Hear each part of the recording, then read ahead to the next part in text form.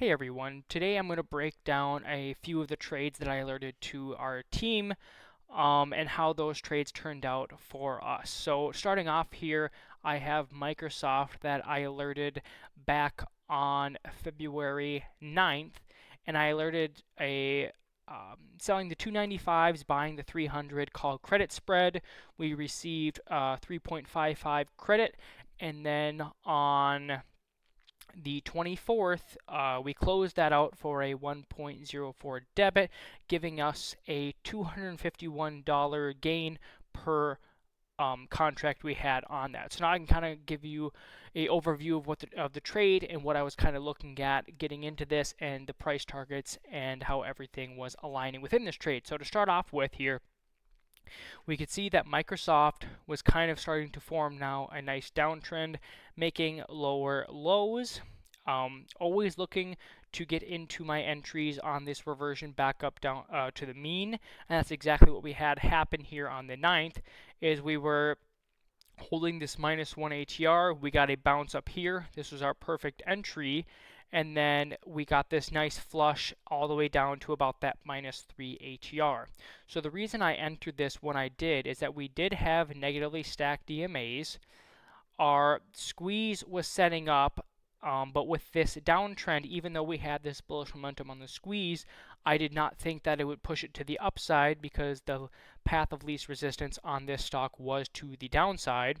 And then if we also look at its weekly time frame, that bounce at that day was perfectly aligned with the weekly 21 EMA, which is also a great place to enter shorts. And if we look here in the squeeze histogram in the weekly time frame, it was also bearish. So always be making sure that your higher time frames are aligning as well with your trade before taking your trades. So let's say that we had bullish momentum on the squeeze histogram, and I look on the weekly one, and the daily one had some bearish. I would not enter that trade due to the higher time frame not aligning with that lower time frame. So always be making sure that those are both aligning before taking your trades.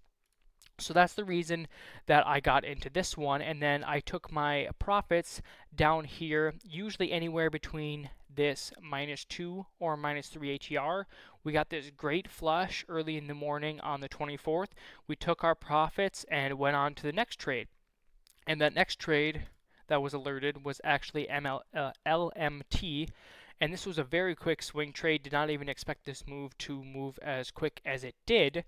But the overall market was extended to the downside, and I was looking for stocks that still had great bullish structure that could benefit from a reversion to the mean with the overall market as a whole. So I found LMT here, which was looking very solid, had positively stacked EMAs, also in an acceleration stage. And I got in right around this low of the candle here because it was right within my buy zone between the 8 and the 21 and a little bit closer to that 21 EMA. So what we did here is we sold the 390s, bought the 385. We created a put credit spread. We received $2.30 in credit, and then we close that out for a 98 debit, giving us a $132 gain per contract. And the reason I also like this one is that our squeeze histogram was above that zero line. We were in a high compression squeeze, meaning that it was ready to make a very large move, and that's exactly what it did. And we got in and at our deal entry down here, as I stated before, between the 8 and that 21 EMA.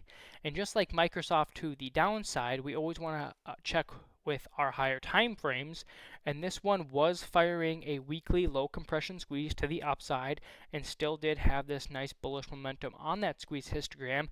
So that just gave me more confidence in this trade that it would continue to go to that upside, and that's exactly what happened here. So we got this entry around the 21. We went absolutely straight up to the +3 ATR, and that's where we exited the trade. This trade panned out a lot quicker than I actually expected it to, but when it hits my price targets, no matter what the contracts are worth, I still get out at those levels due to just being disciplined within my own trading, and that's the levels I'm always looking for it to hit. So these are the breakdowns of the few trades that our team took recently, and if you want to come join our team, just reach out to me and I can get you some more information.